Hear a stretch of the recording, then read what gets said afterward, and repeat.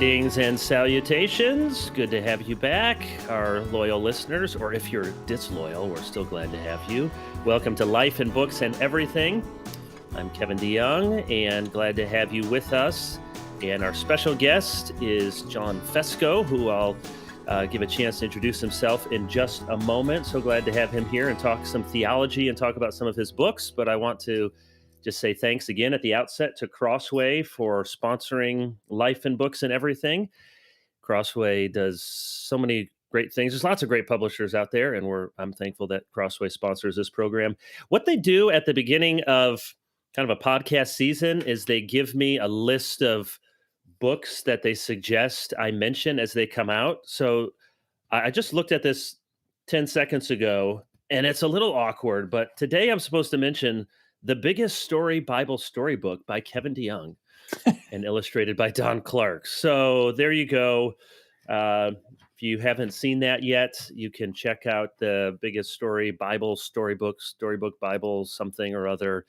104 stories, 52 from the Old Testament and from the New Testament, wonderful illustrations from Don Clark. And maybe you can look at it for Easter, give it to somebody. But Crossway did an amazing job on that book. All right, we have John Fesko. John, thank you for being here on the program. And I've read your books for many years. And now, as of the last couple of years, I can say that we're colleagues at Reformed Theological Seminary, which I'm grateful for. Though you're in Jackson, I'm in Charlotte. So why don't you start by giving us a little bit about yourself, your family, your academic career, why you moved from California to Mississippi. Yeah. I have, when I was younger, I was in high school, and my church had Youth Sunday. And this is when I was in the Baptist church. And on Youth Sunday, there was a slot to sign up to do the sermon. And I told my parents, I said, I don't know why, I just feel like I need to do that. And so my pastor was kind enough to help me, do my first sermon. And so I did that. I preached that, or maybe in our circles, they would say I exhorted, when I was 16. And very soon thereafter, people kept on saying to me, yeah, you ought to think about going into the ministry. And I thought, no, I don't want anything to do with that.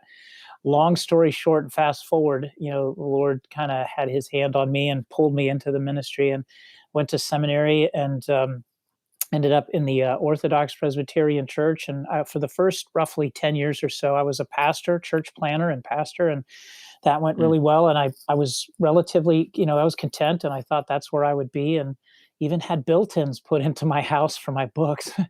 And within months, it's kind of like, nope, time to go. Got called out to serve as a academic dean and professor of systematic theology at Westminster Seminary, California. And during that time, as a pastor, I had been an adjunct at RTS Atlanta. And so I had served as an adjunct for about 18 years at RTS Atlanta. And then RTS contacted me and said, hey, we'd love to have you come out to Jackson. Are you interested? And we prayed about it. And long story short, made the move from Southern California to Jackson, Mississippi, and we really love it. It's been a fantastic transition. The church here is great. The institution is great. Really love my colleagues here, not only here at Jackson, but obviously in the broader RTS institution. And we've got, I've been married to my wife for almost 20 years. We've got 3 children, though they make the noise of 6. And, Sometimes I tell my children, we'll be in the car, and I'll say, I'm pulling over if you guys don't quiet down, and either I'm walking home or you guys are, one of the two of us. But we need to quiet down. Things have been going really well, and the Lord has been very kind to us. And so, we love it, and I love teaching and preaching. So it's just been a great transition here to RTS. Well, that's great. So you just go back a little bit, your biography. So did you have a PhD when you were pastoring already? Yeah, I pushed all the way through. I was single when I was in seminary, which meant that I could spend a lot of time in the library, and I did, and Mm-hmm. I felt like the meter was running, and I thought I better get this done as smartly as I can. And so I finished seminary, went straight on to my PhD, and I remember it was a very busy time, but I was studying for licensure exams. No, sorry, ordination exams. I took my ordination exam in October, defended my dissertation in November, and then was ordained in December of 1998. And so I was still single though. So, Okay. you can go home You can and do crazy things. Yeah. yeah, you can get a lot done that way. It's like, Paul says you can devote yourself That's entirely to right. the Lord. And so, yeah, I did all of that. And so I was a church planner with my PhD. And that's why shortly thereafter, RTS Atlanta called and said, "Hey, would you be interested in teaching?" And I said, "Would I? That would be fantastic." And Yeah. so So where are that's you kind of from? Where'd you grow up? And did you grow up in the OPC? no, I was baptized in the PCUS before the split back in Okay. 1970. And my parents just kind of at that point went wherever there was strong preaching. And so that took us to a number of different churches over the time. And it was when I was in seminary at a Southwestern Baptist in Fort Worth, Texas, that I started listening to R.C. Sproul tapes. Mm-hmm. And I was listening to Sproul, I don't know, anywhere between 2 to 4 hours a night. I was a janitor at night in the library at seminary. So I had my duster or vacuum, and I would Yeah. run my earphones, and people thought that I maybe was listening to music in my Walkman, but it was RC Sproul tapes most of the time. Every once in a The while it was a Walkman. That's a yeah, good that's right. reference. Yeah, and every once in a while, yes, it was Van Halen, but it was listening to Sproul, and before I knew it, I thought I think I'm more Reformed than I am Baptist, and so ended up going into the OPC shortly after graduation, the Orthodox Presbyterian Church, a Yeah. sister denomination to the PCA. Yeah. This is we'll get to your books just a minute. This is a little bit of a niche question, but I know you get this with seminary students over your career, and I get this too, and maybe some who are listening, but there's often the question, especially, really academically charged guys, and they love the theology and they're really good students. So how did you make the decision? Okay, I'm doing full-time pastoral ministry, and I'm sure you'd say you're still doing pastoral ministry, but Hmm.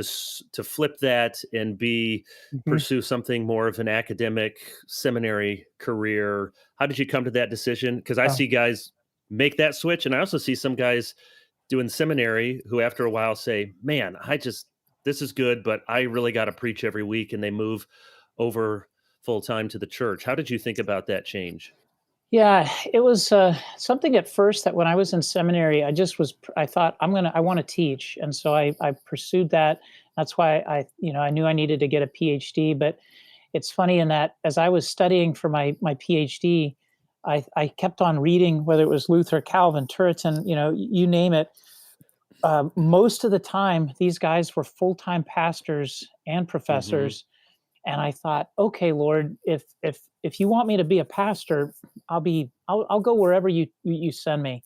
And I was kind of basically at that point totally wide open. And so when I was just about getting ready, when I was in the process of finishing up my PhD, my home church asked me, "Hey, we're going to be planning a church across town. Would you be interested in pastoring that?" And I took that as, Providence pushing me in the direction of the pastorate. And so I said, okay, yeah. And so I didn't apply anywhere else. I didn't look Mm, anywhere else. I just, I prayed about that and pursued that.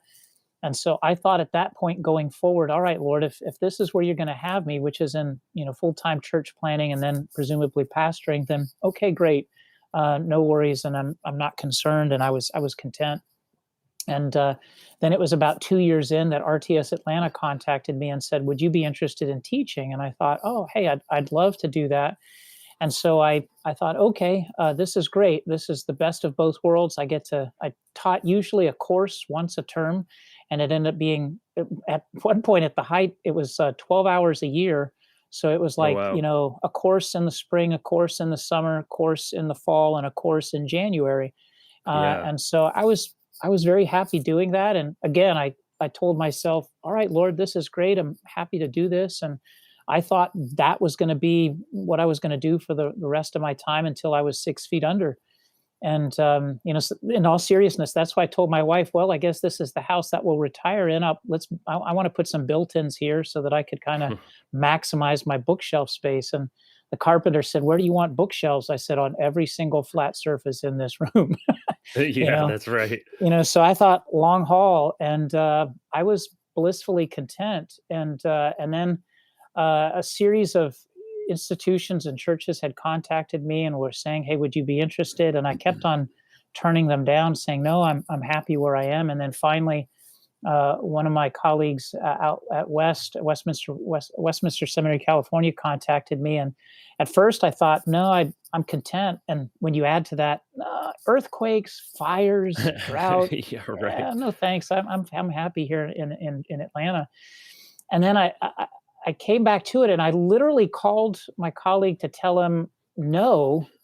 And by the time I got off the phone with him, because I asked, I said, well, why do you think I should be pursuing this? And he talked and we talked and got off the phone. And I told my wife, I said, I think maybe we need to consider going out west, and we need to pray about it and going into full-time teaching. And my wife said, it's funny that you should say that, because I was very dismissive of it at first, but now at last couple of weeks, I've been wondering if we need to do this, because when you add to it at the time, as anybody who goes out west knows, it's really expensive. And I thought, Yeah. man, I don't know. More expensive than Mississippi?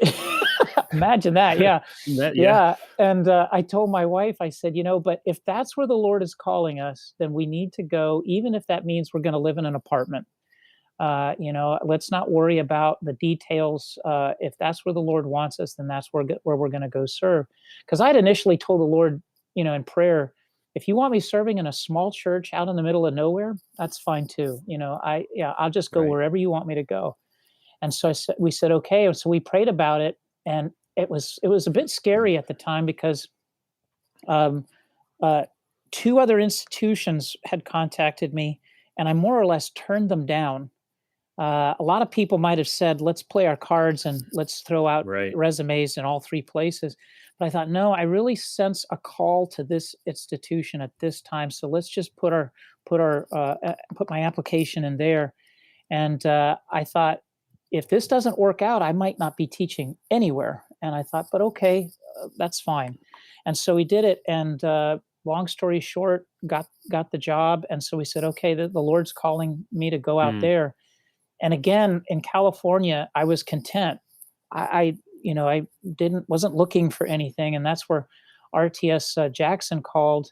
And it was one of those things. I said, okay, let's pray about this again. And maybe this is where the Lord would have us go. And because we love Mississippi, it's a fantastic place, but it was nowhere on our radar. Yeah. I mean, if you had put this on my life plan, it would have nowhere appeared as far as I was, Yeah. Mississippi, nowhere on the plan. And we visited and again prayed about it, and so okay. And so yeah, but like as you noted, since I've been here almost, I've been preaching morning and evening at a church for the last 2.5 years, because Oh, really? local pastor has been he was diagnosed and then was treated for and is recovering from brain cancer, a brain tumor. And so blessedly, my time now is starting to wind down as he's ramping up.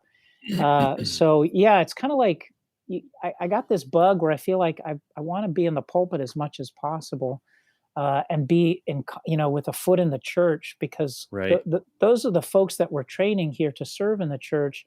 And if you get too far removed from the church, you might actually forget who, why, and the ultimate reasons as to why That's right. you're doing this. So that's kind of a quick nutshell. So it's long story short, I always tell guys, pursue it as a call. Pray about it and ask for the Lord's leading, so that, maybe it's teaching, maybe it's preaching, but most of the time it's going to probably be preaching, because seminary positions are at they're very few and far Right. between. So Right. yeah. Yeah. That's really good. It makes a lot of sense. And it's not that we're throwing out fleeces and expecting writing in the sky. I wrote a whole book about not doing that. And yet we do see that sometimes I tell guys, you do have to don't make yourself make decisions that you don't have to make Hmm. yet. I mean, you got an opportunity to serve this church. Is it a good opportunity? Can you serve there faithfully? Yeah, Don't imagine scenarios that you don't have to yeah, decide, because the Lord opens that door and gives you, not every open door you have to walk through, but you yeah, usually can't walk through them if they're all yeah. bolted shut. So you just No, have to very think true. about it as they come to you. Yeah, So so let's many talk people. about, yeah, Yeah, go ahead. I was just very quickly say so many people. I've had guys that say, "No, I want to serve in a church of this particular size in this particular region of the country Right. and nowhere else." And I always say, "What about Jesus saying, 'Follow me'? Where are we Yeah. going? No, just follow me." So I always say, try to have an open mind as to where the Lord would have you serve, and you never know where that might take you. Yeah. That's great. So I want to talk about you are writing a lot of really high level stuff, and in particular, I want to talk about your work on covenant theology, Mhm. and then at the end, I want to get to this new book. You did an introduction. Introduction is a bit euphemistic. It's half the book to Yeah. Voss's natural theology.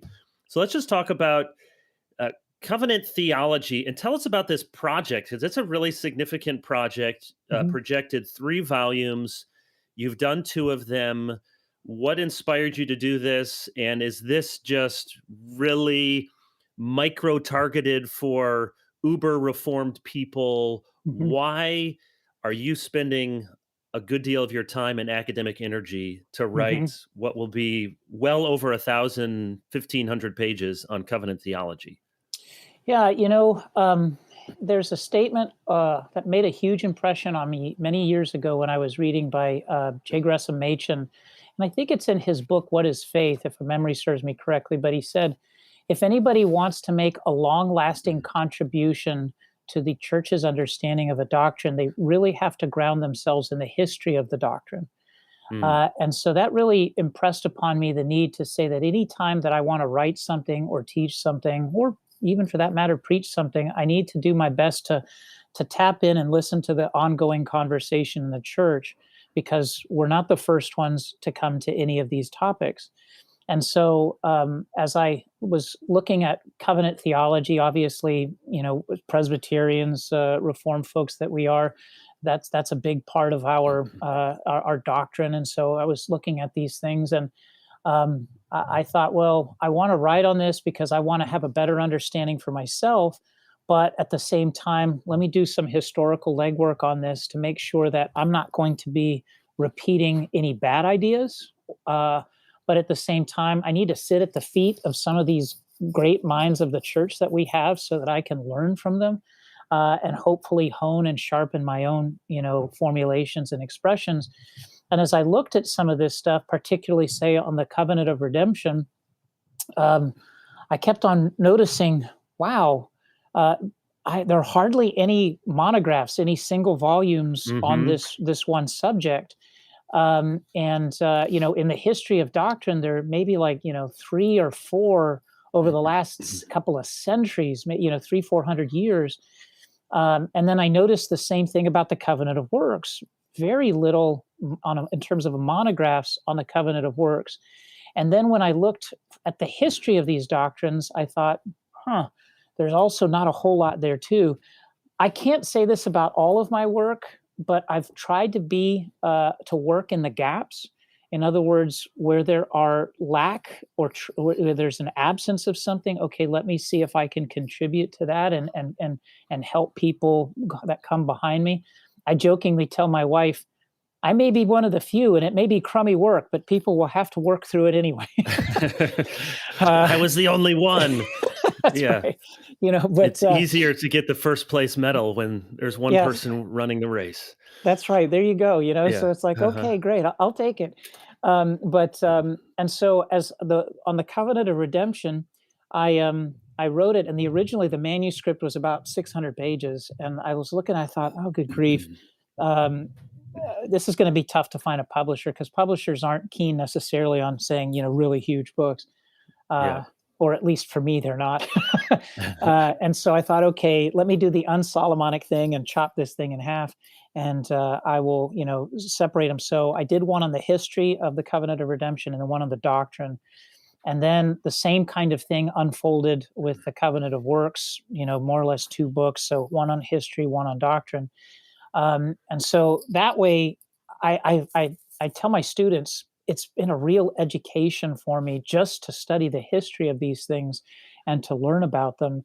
And so I hope that background informs the doctrinal side Hmm. of the project. And so, God willing, there's, as you noted, one more installment that I'll hopefully do in the Covenant of Grace. Whether that'll end up being 1 or 2 books, time we'll have to see. We'll have to wait and see. But yeah, it's been in one sense thrilling. I really enjoy it a lot, and I hope it's Uh-huh. useful to people in the church that they can kind of pick up these books and learn from the history. And if they don't agree with all of my conclusions, that's fine, no big deal, But so long as it kind of orients them to the discussion, so that they know, oh, okay, here are the big issues, here are the questions, and here's at least one solution. Right. Maybe what I've done is useful, maybe not. Maybe people can build off of it or head off in different directions. But it's an effort to kind of recapture, hopefully, the covenants, for the church. Well, it really is, and I know you're being modest, and that's a good thing to be, but these are really impressive works. And so I'm holding up the Mentor, Mm. published Adam and the Covenant of Works. This is 491 pages, including all the notes and the bibliography in the Mhm. index at the back. And then Covenant of Redemption is similar size before that. And then Covenant of Grace is still forthcoming. So I do want to ask some specific questions about Sure. these covenants, because some people listening this may be old hat, or they may know nothing about some of these terms. But before I do that, just briefly say a little bit, how do you go about writing a trilogy of books that are each 400 or 500 pages? Do you still use hard books, or you digitize things? Do you have Mhm. 15 books laid out and you Mhm. take all your notes and then you put it into a chapter? Tell us about the actual research and writing, how you went about it, how long it takes to do Mhm. a really serious academic monograph like each of Mhm. these books are. Yeah, what I do is I do my best to try to start with the history of the doctrine. I'm not saying that I always start at the very beginning, uh, but I'll start reading sometimes secondary sources. Like I'll start with a secondary source, see like Andrew Woolsey's book on the covenant, Hmm. covenant theology. I might start there. That'll give me some avenues of investigation. And then I start identifying primary sources and I'll start reading them. uh, Depending upon the age of the book, if it's an older book, I might be using PDFs. If you go to prdl.org, which is the Right. Post Reformation Digital Library, they have, I don't know, 40, 50, 60,000 titles. And, a lot of them are in English, a lot of them are not, Latin, French, German, whatever. But I'll identify those and I'll pull the sections that I need and start reading, marking them up, taking notes. And then I have, I don't know if I've got one here. I've got notebooks, and one of them is here. And you can see where Hmm. I put the title of the book, page number, and a brief description as to what's going on in the source. And then, I take and kind of make an individual index for myself. And so I'll, note it that way. And then based upon what I see, I'll kind of make categories as to, okay, I think I need a chapter on this. I'll need a chapter on this, and I'll need a chapter on this. So, like for example, in the mentor book, I kept on bumping across different names for the covenant of works, Hmm. and eventually it struck me enough to say, well, maybe I'll do a small chapter here on the different names for the covenant of works, just so that people can see the terminological variety. um, and then I think we may talk about this in a little bit, but I had no plans on talking about the relationship between the covenant of works and the Mosaic covenant, because Right. I thought, I feel like I've treated that enough, and I don't know, I don't have much interest in it anymore, it's fine. But I kept on running across that so many times as authors were Hmm. talking about it. I finally got to the point where, like, I think I need to do a chapter on this and at least try to survey the different views, and put it out there and say something about it. Because I think that if I don't say something about it, it may look as if I was not being responsible with what I find. So then once I set up these various historical chapters, like say, how do people treat Leviticus 18:5? Right.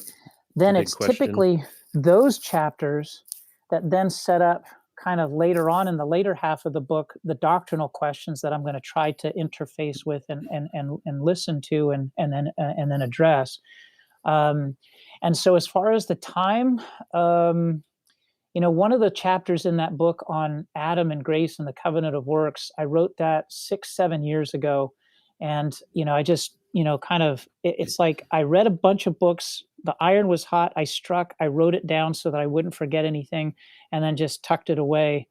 But then it was over the course of, say, it's probably over the course of about 3 or 4 years, working on it periodically, a couple of chapter here, chapter there.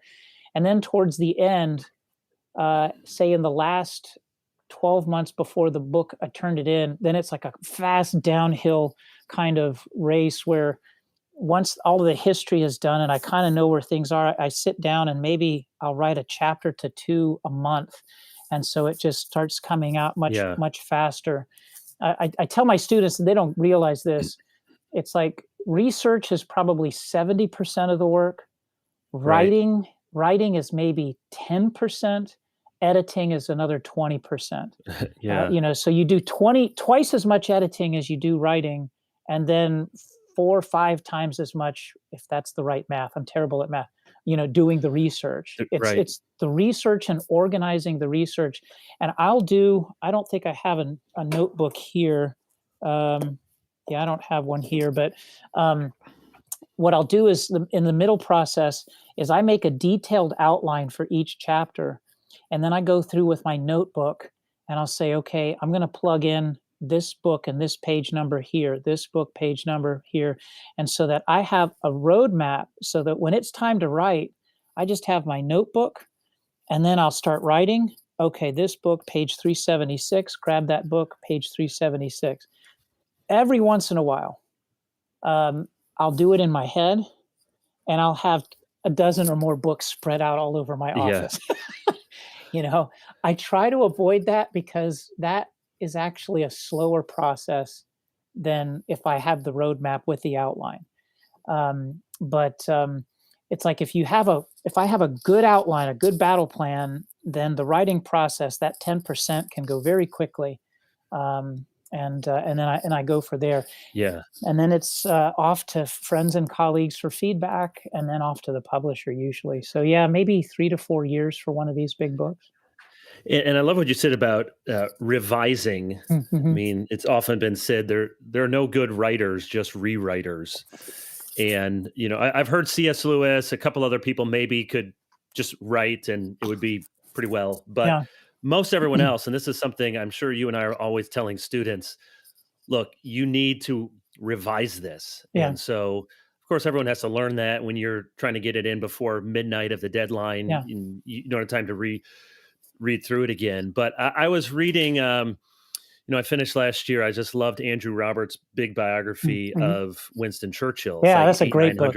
Yeah, amazing writer and researcher. Now, of course, he's written all sorts of stuff about the 19th and 20th century and written books on Churchill before. So he wasn't coming to it a novice. But he said, amazingly, once he did his research, it took him 100 days to write the book. Yeah. 100 days to write a 900-page book. And he'd just get up at 4 and he'd write, and he'd have breakfast and he'd write. Yeah. Now that's pretty extraordinary, but it is true what you said, John, that when you get the roadmap in your head, what this chapter is going to be, this section's going to be, this part's going to be, you have the sources, you have a good organization, then it's actually, well, it's all fun. It can all be fun, but then it's seeing the fruit of all of that work. And I think it's really important for anyone, whether you're a student or in ministry, or you just you want to study, you want to make a contribution. Yeah. If you just sit down and say, okay, I have something really interesting to say about stuff. There may be a few people who are just, Ross Douthat or something. He's always just but he's also always reading stuff. Yeah. And to really have something meaningful, you have to have a lot of research the proverbial, ice under the water, and then you just get the tip of the iceberg when you get to write it. So Yeah, no, that for sure. resonates a lot. Let me talk about, let's go to the covenant of redemption. So here's a simple definition. The pactum salutis, that's just Latin for the same thing, pact of salvation, covenant of redemption. The eternal, this is just mine, or I stole it from somebody, I can't remember, refers to the eternal agreement between the Father and the Son. Now, there's some debate to what degree is it the Father, Son, and Holy Spirit, but let's just say the Father and the Son to save a people chosen in Christ before the ages began. So the covenants we see worked out in Scripture explicitly. We see even references in the ancient Near East, but there's a covenant, a compact between Father, Son, Holy Spirit's involved also. There's some disagreement on how that works, but a covenant whereby Christ is going to be the surety. The Father gives certain obligations for him to meet, and upon meeting those obligations, he receives the covenant blessings, and then those blessings can accrue to those who belong to Christ. That's the covenant of redemption, and you can feel free to tweak that definition. But my question for you is, and you deal with this at length in the book, but is this actually a biblical doctrine? I think I read this was in Tyndale Bulletin, which is a fine evangelical journal, 2018. Scholar was writing about the covenant of redemption, and he says the pactum, quote, lacks clear biblical support. It is little more than scholastic tinkering, which is a common objection from Barth, from others, even from some very fine Reformed theologians. So give us, not the 500-page, but give us the brief précis on why it makes in some sense, but isn't this just Reformed theologians with too much time on their hands? Is this really a biblical doctrine? Yeah, you're right. That's such a common objection. And so one of the things I discovered in the history of the doctrine is that Theodore Beza, Reformed theologian, late 16th century Calvin successor at Geneva, he's editing his critical edition of the Greek New Testament, and he's looking at Luke 29 or 22:29, where in the Latin it says, "And I appoint to you a kingdom as my Father appointed to me a kingdom." But he said, and he notes this in the margin, but the word here, diatithemi, is not appoint, but rather it says covenant. I covenant to you a kingdom that as my Father covenanted to me a kingdom. And so, well, more or less, because he's reading the original languages, he's not looking at Latin, he's looking at the Greek. He sees something clearer than what the translation rendered it, and it poses the question: okay, we understand that Christ covenants a kingdom to us, fair enough, but at what point in the ministry of Christ does the Father covenant a kingdom to him? And then you begin searching the Gospels, and there is no recorded event that you see the Father covenanting a kingdom to him. And so you begin fanning out into the rest of the Scriptures, and say, for example, in Hebrews chapter 7, where the author of Hebrews says that by a sworn oath, God appoints Jesus to be the surety of a better covenant. And this is all embedded with Psalm 110:1, or at least it rests upon a foundation of that, where, he says, "You're a priest forever according to the order of Melchizedek." And so you think, okay, again, when did that event occur? It certainly doesn't occur, or it's not recorded in the gospel accounts. And so you say, okay, when? And it's to such a degree that the psalmist, if I can state it this way, is allowed to eavesdrop on a conversation in eternity between Father and Son, where he's appointed as this covenant surety. Now, to add a third layer, it's like I tell my students this, and you probably tell yours the similar kind of things, is that lexicons are useful. But the most important lexicon that we can use is the Old Testament interpreting the New, and the New interpreting the Old. In other words, how does the Bible itself use all of these terms that we throw about?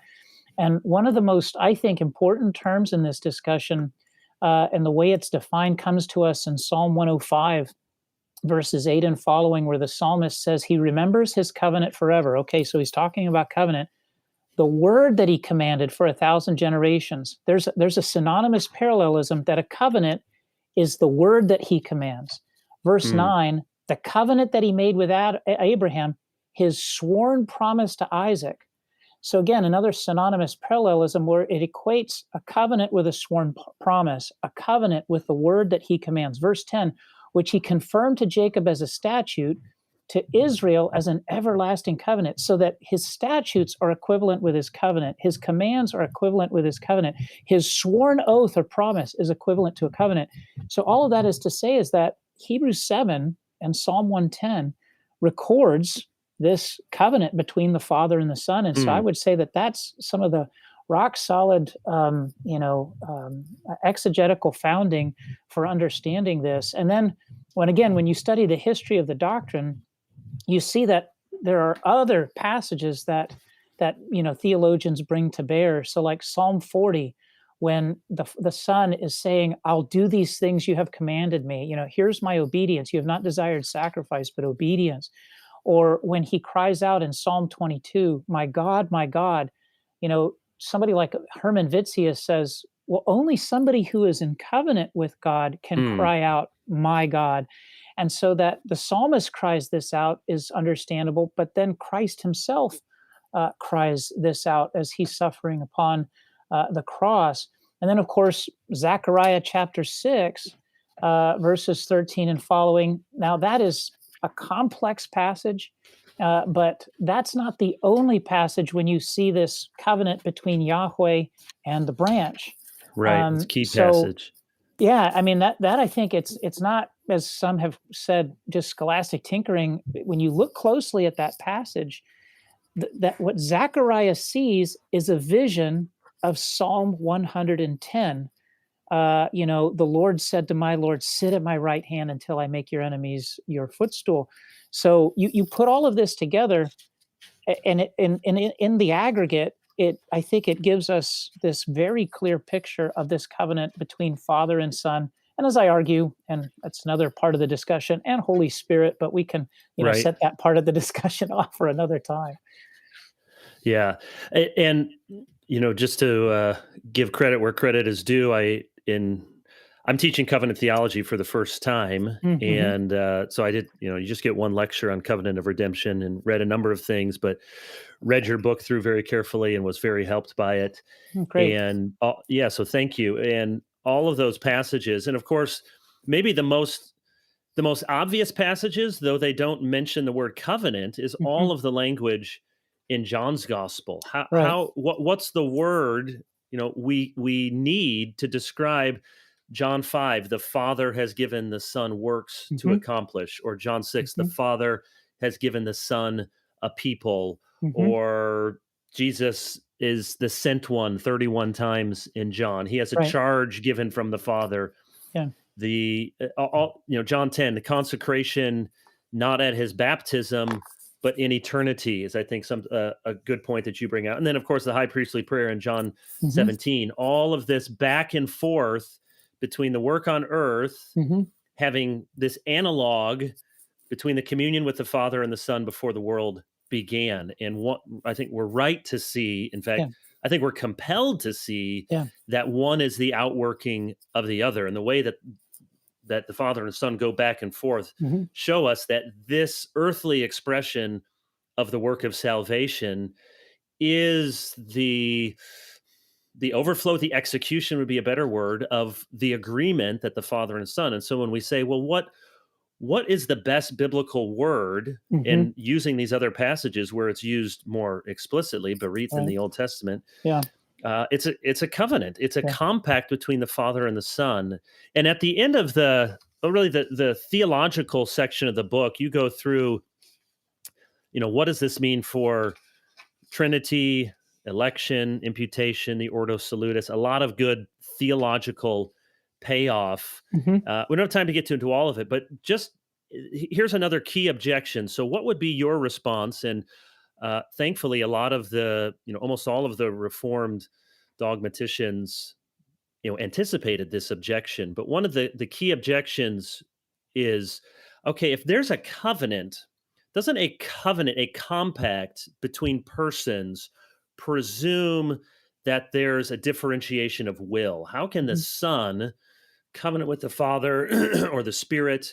doesn't that mean that we're now dealing with three wills and that the Trinity is somehow divided because the will is historically have seen that there's just one will. So Mhm. what's your answer to this perennially difficult theological problem? That doesn't a covenant Yeah. blow apart inseparable operations and the unified one will of the Trinity? Yeah. As you said, it is a common objection. On the other hand, what one, at least as a historical observation, the fact that John Owen in the 17th century plied the covenant of redemption in his polemics against the Socinians, who were Mm, against the doctrine of the Trinity, that should at least clue us off to say maybe the objection isn't as weighty as some might think, especially right. if Owen is leading off with that. And so that's one observation. But more specifically, the way that Owen even goes forward, and Voss picks this up later on in his dogmatics and in his writings, is that yes, there's one shared will among the triune God, and that's of course because of their shared essence. But on the other hand, we say that this you don't push unity at the expense of what our earlier medievals would call relational opposition, so that all of a sudden you lose the Son or you lose the Spirit or you lose the Father. And so when I talk about this, I say we don't say that the Father was crucified.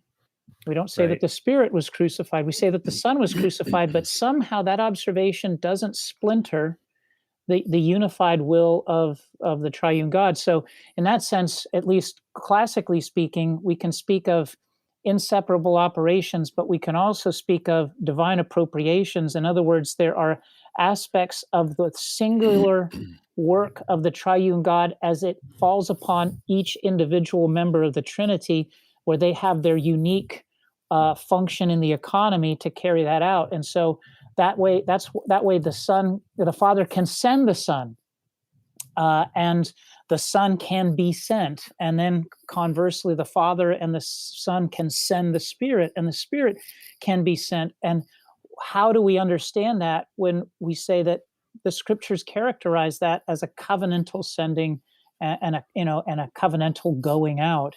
And so, singular will, but manifold in a threefold execution according to each person of the triune God. Yeah, So, yeah, we want to maintain the unity, but not at the expense of the persons.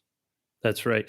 And the phrase you use, relations of opposition, Hmm. is an important phrase. And of course, it doesn't mean antagonism. That's not what we Right, mean by opposition. We just mean distinction, that there right. are distinctions to be made but among the three persons. And I like what you said, John, because yes, it's an important theological question, but to some degree, it's not unique. You Right. could not have any sort of covenant of redemption, and you Hmm. have the same sort of Yeah. problems anytime you make any sort of distinction, whether it's, well, the Father wasn't on the cross, the Hmm. Son was sent, the Spirit proceeds. Anytime you're going to say something about one person Hmm.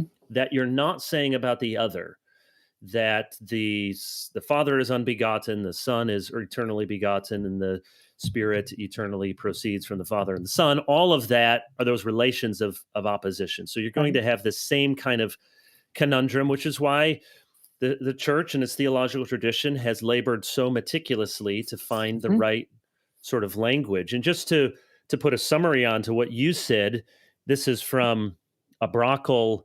The Father and the Son have the same aim and objective, but whereas the Father wills to redeem by the agency of the Son as surety, the Son wills to redeem by his own agency as surety.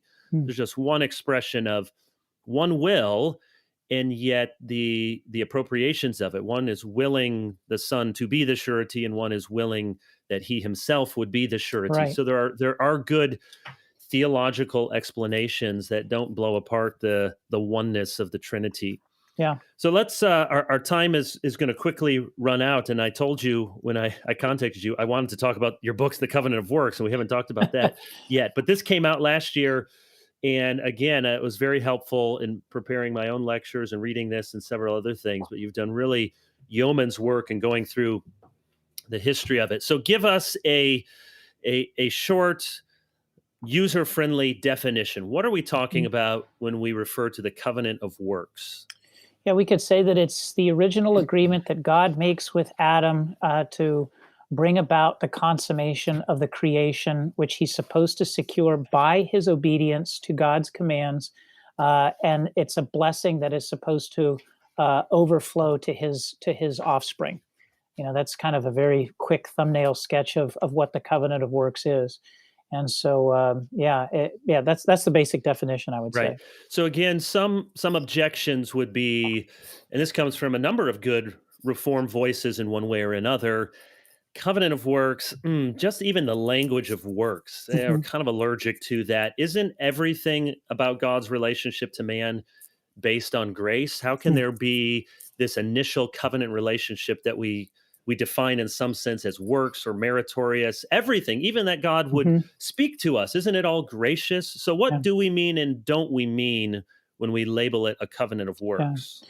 I think proponents of the doctrine historically have always noted, and this is an important feature, is what we would say is you know, the fact that God is God and we are creatures. And the way that the Westminster Confession characterizes this in chapter 7 is God's Hmm. voluntary condescension. Now, Yep, some, condescension. So yeah, underline that. That's a good word. absolutely, yeah, and some people want to characterize that as grace. That's not my preferred term. I understand what they're saying. I'm Hmm. much happier with voluntary condescension, but it highlights the fact that we and God are not equals in this arrangement. That God does not have to do things this way. He is being benevolent when he presents this to Adam. But then the other observation I would make is this: is that we have to remember that whenever we're talking about the covenant of works, yes, it's about anthropology. It's also about eschatology. Hmm. In other words, there was an end goal to the creation before sin ever entered the world. But what all of this connects to is it connects to the man in the God man. So that we're laying the foundational layers, if you will, for Christ's work that he's supposed to come and complete. This is why he's called the last Adam in 1 Corinthians Right. 15:45. So when if we say works makes us uncomfortable, well, we can say one, Adam couldn't do it, but ultimately we want to make connection to the last Adam's works because he comes and fulfills that broken covenant of works. And so I think if we keep that overall story of redemption in view, that creation and redemption, hopefully that ties up the package together so that we can see ultimately that we're saying talking about the man and the God man when we're talking about these things. That's right. So let me piggyback on that again. A number of people, reformed and not reformed, but Hmm. including some very good reform voices, object to either the language of it, Hmm. or they prefer to call it, an Adamic administration, but not a Hmm. covenant. Or they say this is sort of putting upon the text dogmatic categories Hmm. when it's not explicitly there. Yeah. So let me just sketch out three biblical rationales, and you can add to them or dig deeper on any of these. But one justification for calling it a covenant of works is simply the biblical data in the opening chapters of Genesis, that we Hmm. have the the usual components Hmm. of covenants. We Right. have promises, we have penalties, we have an obligation, we have a federal representative. Do this and you'll live, do this and you'll die. So it looks and smells and quacks like a covenant duck. And so Yes. it seems to be. So you have that. You have the classic proof text. And maybe you want to talk about some of the debate with Hosea 6, like Adam, they transgress the covenant. Mhm, Because you open up your ESV Bible, that seems to be pretty slam dunk. Oh, Adam also had a covenant. And yet many mhm, people say, not so fast. And then the third big argument, which you were just hitting on, is really 1 Corinthians 15, Romans 5. If in order for Christ to be the second Adam, if we're gonna make this parallel that Paul does, that he's a representative person who's accomplishing things and lives out his life as a representative for a broader people. For that to work for Christ, doesn't the same thing have to be true for the type in Adam? So those are compelling arguments to me that I present to my students. Which double click on one or more of those, and maybe start with the Hosea 6:7. Is that a useful proof text for us? Yeah, I want to say that you could pull that one out of the equation and not appeal to it and still appeal to many other passages of That's scripture right. and arrive at the same conclusion. That being said, I'll take as many as I can get, which means I do think that Hosea 6:7 speaks to that. But what I say is look at the overall picture in that when you look at Genesis 1 and 2, you get a picture of God's son. He's an image bearer. Sons are image bearers, placed in a paradisical environment, given blessings and curses, and then subsequently ejected and exiled from the presence of God. Then you get at the end of the Pentateuch the prospects, and the Pentateuch, first 5 books of the Bible, the prospects of God's son Israel. Exodus 4:22, Israel is my firstborn son. Hosea 11:1, out of Egypt I called my son. You have Israel, God's son, placed in an Eden-like or Hmm. paradisical-like land, a land flowing with milk and honey, given promises, giving curses, and then the prospects of exile. So that Adam and Israel are the bookends to the Pentateuch. This is an inclusio that anybody that's reading this and then goes back and reads this in Genesis, they're going to see themselves in the story in the sense of, oh, this is foreshadowing these later Yep. events. And of course that ultimately sets the stage for Jesus, the faithful son, who is obedient, unlike Israel, unlike Adam. But when the prophet looks back upon it, I think that's what he's doing is in technical terms, intracanonical exegesis. In other words, he's reading back Israel, he's reading back Adam, and that's why he says they, Israel, like Adam, broke the covenant. And this is the very language that Paul himself picks up. And I point this out in my chapter on Romans 5, where in the ESV, it says that Adam sinned, hamartia, and then he transgressed, which is parabaseos, or parabasis is the noun. And you want to say, well, is it just rhetorical flair? Is he just Mm. using synonyms? And when you look at parabasis or parabaseo, which we translate as transgression, I forget the exact percentage, but it's something like 95, 96, maybe 97% of the usage of that noun or that verb is in relation to violation of a covenant. Hmm. And so I think that if we were dialed into the Septuagint, the Greek translation of the Old Testament, and we heard that Adam parabasis or parabaseo, he transgressed this covenant, or he transgressed and was held accountable to it, we would hear transgression of a covenant. That's the exact same language that we see in Hebrews or Hosea 6:7, parabaseo. And I think that Paul is basically picking that up. So when you have Paul and Hosea and then all of this other information, it's all pointing in that direction. When you add the layer of rabbinic interpreters, patristic interpreters like Jerome Hmm. translating it that way, medieval interpreters, Roman Catholic interpreters, and then the Reformed folks finally get to the party in the 16th century, and we come to that conclusion too. It's not something that is quirky to us Reformed folks. This is something that's testified to in the scriptures, rabbinic literature, patristic, and medieval literature. We're just agreeing with this long history of interpretation that says, yeah, God and Adam were in covenant. And so that's where I say, if we look at this holistically from the entirety of the canon, I think we get a much clearer picture. It's Yep. not just about one teeny tiny verse. And do we translate Adam as man or as a proper noun, Adam? That's just looking at things, I think, way too myopically. That's a really important point because and it's not only important for this doctrine, but it's important for how we do doctrine and how we Mhm. understand the theology of the Bible.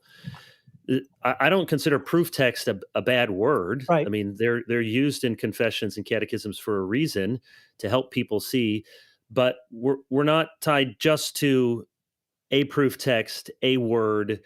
This is the whole warp and woof of Scripture and Mhm. how a lot of people These are yes, they're distinctively Reformed in some of their emphases and expression, but they're also Catholic, lowercase c Hmm. doctrines, in Hmm. that the basic ideas have been present throughout the church, and Yeah. that's always important to us. That we're yes, you and I we teach at Reformed Theological Seminary. We're glad to be Reformed. We believe the Reformed tradition is important, and we're seeking to explain that. But we don't want to be Reformed just to say yay team. We want to Hmm. ultimately be biblical, Right. and we want to be true to the history and the Catholicity of the church. I noticed you mentioned the word Septuagint. Whenever anyone says Septuagint, Greg Lanier and Will Ross, our colleagues, they get like a coin in the coffer springs or something for All those right. brothers whenever we say Septuagint.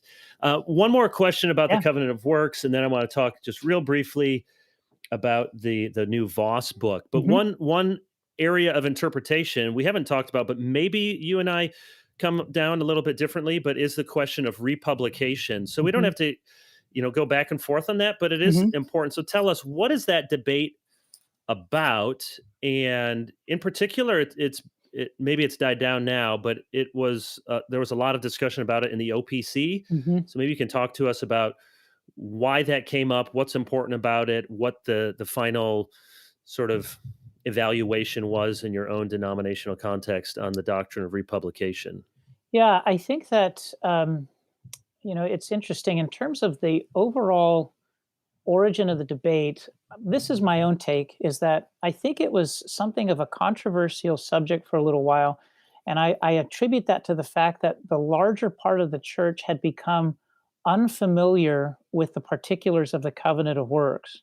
This is Hmm. not to say that you have to agree with a certain position, but just to be surprised, I think, by the conversation, I think was evidence of the fact that, yeah, this was, that we're unfamiliar with it. And, kind of anecdotal evidence of that is there are so few books devoted exclusively to the topic of the covenant of works in the last, say, since the 17th century, since the 16th century, that we're really unfamiliar with the particulars. And as I mentioned earlier, as in our discussion, when you read about the covenant of works throughout multiple treatments of it, so many theologians will relate the covenant of works to the Mosaic covenant. They will not often agree on how to do that. In the chapter that I write, there's like a dozen or more views that I kind of mention. Yep. So it's one of the most diverse conversations within the Reformed context. And so there was a study committee that was set up in my denomination, the Orthodox Presbyterian Church, that studied it for a couple of years and produced a report that said, naturally, well, there's some views that are okay, and then there are some views that are not okay. And more or less, they came to the conclusion that any view that denies that the Mosaic covenant is an administration of the covenant of grace or a part of the covenant Right. of grace is probably going to be problematic in some respect. There's a lot of details to that. That's a very broad brushstroke. So on the other hand, if you say that, so long as you're saying that substantively speaking, the Mosaic covenant is a part of the covenant of grace, because in a post-fall world, all of God's dealings with human beings to save them is through the covenant of grace. Then, okay, we may disagree as to how exactly you're going to relate the other elements of the Mosaic covenant to the covenant of grace, but in the main, you're probably going to be on safe territory. And one of the places that I point to where this issue appears, say in the Westminster Confession, is in chapter 19, where it says that those who are united to Christ do not have the moral law as a covenant of works, thereby to be justified or condemned. Fine, perfect. But I always say, what is the opposite of that? If you are not in Christ, then that means that, and here's the weasel word, in some sense, Right. the moral law is a covenant of works to you because you are not in Christ, which means, therefore, the moral law is there for you, thereby either to be justified or to condemn you.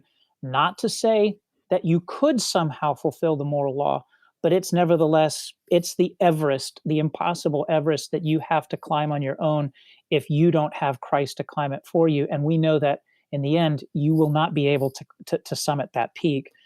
because of original sin and all of the actual Right. sin that we carry. That, I think, in a nutshell or in a thumbnail sketch, is kind of that issue as a whole. Yeah, and I think that's fair. So the debate, as you said, republication is in what sense, and Hmm. again, there's that squishy phrase that we use, but in what sense might the Mosaic covenant be a republication Hmm. of the covenant of works? And I Hmm. like what you said. Crucially, we have to acknowledge the Mosaic covenant is a species of the covenant of grace. Hmm. It comes. God didn't say, "Here's the 10 Commandments. Right. Obey them. I'll check back in 6 months, and if you're doing all right, I'll save you from Egypt." No, He Hmm. saved them from Egypt Hmm. and then gave them the law as a gracious response to Hmm. His unilateral salvation. So it's an expression of grace. It has within its system atoning sacrifices, or at least Hmm. types of atoning sacrifices. So the Hmm. question is, yeah, to what degree? And it comes back to, we don't have time to go back to Leviticus Hmm. 18, but how does Paul use that, Hmm. uh, the principle of do this and live? And I think Hmm. most Reformed scholars agree, again, to some degree, Hmm. the Mosaic covenant, more than, say, the Abrahamic covenant, the Davidic covenant, has a works principle Hmm. in it. There is a foregrounding of law in a way that the other covenants don't. So the Hmm. question is, can you call that a republication or not? And then Hmm. moving forward, how do we understand the moral obligations for all of us? Because I think Yeah. you're right. In again, in a sense, all of us, say this somewhat provocatively, all of us must be found to have fulfilled the covenant of works. Hmm. Just will we have fulfilled it with our surety, Hmm. or will, because that's the only way to fulfill it is through Hmm. Christ Hmm. and His work alone, or will we be found to have fallen short of it, which is Right. everyone outside of Christ? And Yeah. and to that degree, the covenant of works is a really key doctrine. And even though it may sound very heavy, Hmm. I think rightly understood, and you point this out, it can be a source of great assurance Yeah. for this reason. It means that all of these legal requirements, these obligations, these stipulations, they have been met, but they've been met by another. They've been met by Christ. And Hmm. so when you doubt your own, have I done enough? How is my faith? You look to the surety, you look to the covenant of redemption. Christ has fulfilled everything the Father gave to Him. And and then we experience it in the covenant of grace because that covenant of works has been finally fulfilled Hmm. in Christ. And so I'm really looking forward to another 500 pages. When is the third volume coming out? Oh goodness. I'm going to say 3 to 5 years, but hopefully closer to Okay. the 3 mark rather than the Okay. 5 year mark. I've got some other writing projects I have to, attend to, and kind of clear the deck, so to speak. But I'm starting to peck away at it, like in something that will warm Ligon Duncan's heart. I'm reading Irenaeus Against Heresies, and I'm Oh yes, looking yeah. for Uh-huh. covenantal kind of stuff in there. So yeah, the work has begun, but it's just slow. That's all. Okay. Well, I said I would try to wouldn't keep you more than an hour. I'm going That's to all right. borrow on your 3 or 4 minutes here. No worries. This could be a whole discussion in itself, but it's a significant book. I just read this, Hmm. Natural Theology by Geerhardus Voss, and then you have, really, as I said, about half the book is an introduction, somewhat Yeah. to Voss, but then also to the significance of this work. Hmm. So tell us about this work. Was Hmm. this like, Indiana Jones? Yeah. Someone found it buried in a scriptorium Yeah. somewhere? Why Yeah. have we not had this work before? And what's the significance Yeah. of Voss, of all people, Yeah. writing? I mean, you'll explain it's his lecture notes Yeah. copied by a student, but Voss Yeah. writing on natural theology. Tell us Yeah. about this work. Just came out in a matter of weeks ago from Yeah. RHB. Yeah, it was. This is, I think, if I can be grammatically imprecise, one of the funnest projects I've Yeah. ever Uh-huh. worked on. In that, I was talking with a friend, and he had talked to somebody, and he said, "Yeah, this guy I was talking to said that somewhere in a school in the Midwest, that he had uncovered lectures by Voss on natural theology." And I was like, "Wait a minute, hang on, Really? did you just say natural theology? Really? Okay. And I said, okay, interesting. And so I started doing some nosing around, and I emailed Richard Muller and was mentioning, he's like, oh yeah, those are at the archives at Calvin Seminary. And I was like, you don't say. So I was either So going to, Mueller knew that they were there? yeah, he said there's a Huh. box of Voss papers up there. I Oh, was like, wow. man, oh good grief, okay, what So I then had one of my friends and his wife. He's a pastor in Kalamazoo, Michigan. I said, hey, would you do me a favor? I'll buy you dinner the next time I'm up there. Which it's been several years. I owe them dinner. I said, but the next time you're in Grand Rapids, would you mind stopping by the archives at Calvin and photographing this manuscript? I can give you all the information. I've talked with a librarian. Oh yeah, sure, no problem. So they photographed it for me and sent me the photographs. And I'm thinking about doing a blog post on my blog so I can put up some of these pictures. The manuscript Oh, yeah, you is should. in beautiful handwritten, script, but it's in Dutch. I was like, oh goodness. And so I started talking with another colleague in the Netherlands, Herman Zelderhuis. He connected me with a student who transcribed them for me. And then again, I was talking with Richard Muller. Hey, do you know anybody who'd be interested in translating this? I'm really curious because there's only so much that Google Translate can do for you, right? Right. Because you Yes. can get a peek at kind of what's going Uh-huh. on. And so, long story short, he got me connected with the Dutch Reformed Translation Society, and he pitched it to them as a project. They said yes, and they said, "Would you write the introduction?" I said, "Oh, I'd love to do that and do the editing." So Albert Hooches, he did the translation, got me the translation, and so then I started doing the critical apparatus for every time Voss mentions an author or a book or whatever. I did the Yep. bibliographic work and footnoted it, and then for the sake of the integrity of the text, I decided I wouldn't put any of my own historical analysis in the footnotes. I just more or less the Voss text is the clean Voss text just with the critical apparatus. Yep. But then I thought, okay, in the introduction, I'll write some of my analysis there. And I initially told Dr. Muller, I'm going to try to keep the intro to 25 pages. If I had been able to see his response, I think he would have laughed. But he said, "Well, don't limit yourself and just write it and see what happens." Yeah. And so I forget what it was in Word. It may have been 65, 70 pages in Word, because what I wanted to do and what I felt like I needed to do is so few folks in the Reformed tradition right now know the history of natural theology as it pertains to the or to the Reformed tradition. Right. Some Reformed folks have said natural theology has no place in Reformed theology, and then there are other opinions. And so I thought, okay, I need to set the context overall. Then I need to talk about Voss. I also need to kind of explain that Voss isn't Superman. I think a Yeah. lot of people present him as Copernicus. Right. He's invented all of these things. And I said, no, Voss is using other people's material, and that's fine. That's legitimate. That's what we all do. And so I was able to discover connections between him and one of his colleagues, Francis Patton, and some of his lectures on theism. And then kind of put Voss within that old Princeton, trajectory of, Machen and Francis Patton, and then of course later on Cornelius Van Til, and then kind of paint that picture, and then show that more or less, I think Voss stands in the broader Reformed tradition in the positive use of natural theology within the scope of supernatural or special revelation. So it's not just this bald rationalism, but Right. rather it's a scripturally informed, faith-based, if you will, use of natural theology. And the significance of this is that, Voss, the biblical theologian, is also Voss, the systematic theologian.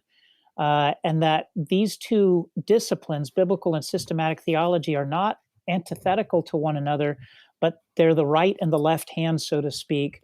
They go hand in hand. And one of the images that you can use for this is Voss, the biblical theologian, and Warfield, the systematician, used to go on walks together on the campus of Princeton Seminary.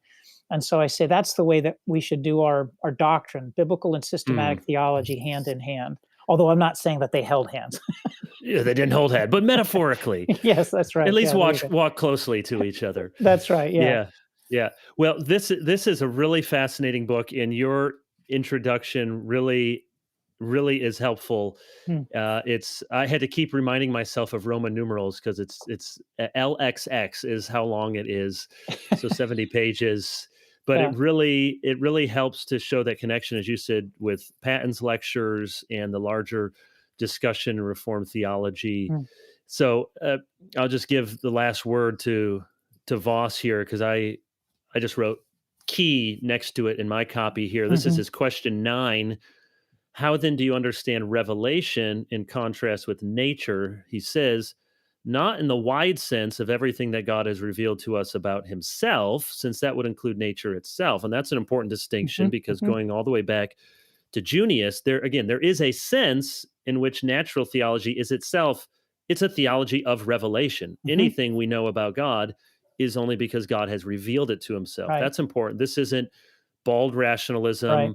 I set aside. So even natural theology is revelatory, but he says in that wide sense, but it goes on, but rather in the narrower sense as God's special intervention, whereby he in a direct way and through special means gives people a knowledge of himself that they cannot obtain. So that's the narrower definition. We often think of reason versus revelation. So at the beginning, Voss says, how do you define natural theology? As a theology that is a teaching concerning God that takes its content and method from nature. Not in a, you're very clear to point out, not in a Descartes sort of way. I'm going to empty my head of everything else and I'm just going to think my way up to God. That's never the way that Reformed natural theology, or even I'd say just the whole history of the church. That's not the way Aquinas used his 5 ways Right. or understood natural theology. Right. It is a way to find some commonplaces. It has an apologetic aim. It's not meant to build the Christian faith from reason upward. Right. But you said at the very end of your introduction that you think there's definitely something of a revival of this. There's a number of good books. I've even talked about some of them on this podcast, but you say it's probably going to take a generation to sort of put this back in a healthy way into the bloodstream of Reform theology. So thank you for doing your part, not only in this book, but other books to try to do this. Any last word, anything you wanted to say about the covenant or about Voss or about natural theology or Jackson, Mississippi that I didn't ask you? I don't know. Read Voss. He's great. Yes. He's such an insightful writer, and study the covenants. They're beautiful manifestations of God's love to us. And so I think the more we plunge into the depths, the more that we can begin to at least kind of sound out the depth of the riches of the knowledge and the wisdom of God. So yeah, press on and plunge into the Word of God. Well, keep doing the good work that you're doing, John. Look forward to being in the same place with you sometime. Some RTS retreat when we're doing trust falls or whatever we do with those. And sounds good. Yeah. So thank you, and God bless you on your work. And until next time, for all of our listeners, glorify God, enjoy Him forever, and read a good book.